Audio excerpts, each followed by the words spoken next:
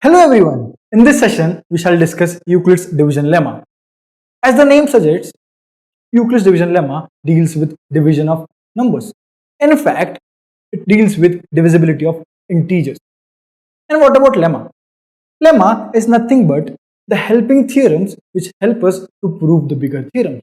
That means Euclid's division lemma is the divisibility principle which is used in mathematics to prove the bigger theorems.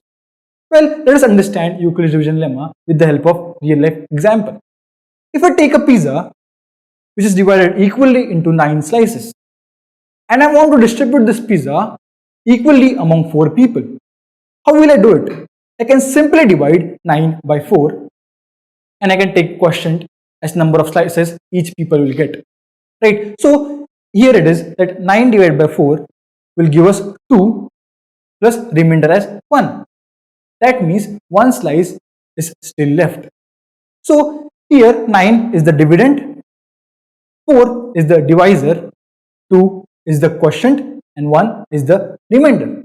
It can also be written as dividend is equal to divisor into quotient plus remainder. Well, Euclid's division lemma is just this with a different name. Right? So let us take one more example and understand. So if I take 10 chocolates and if I ask you to distribute them equally among 5 people, how will you divide them? So I have 10 divided by 5 people is equal to 2 plus 0, that is remainder. That means here 10 is the dividend, 5 is the divisor, 2 is the quotient and 0 is the remainder. I can write this as dividend is equal to divisor into quotient plus remainder. This is Euclid's division lemma. But in Euclid's division lemma, we have dividend as A, divisor as B, quotient as Q and remainder as R. That means we are dividing A by B and getting the quotient Q with added remainder, that is R. This is Euclid's division lemma, that is A is equal to B into Q plus R.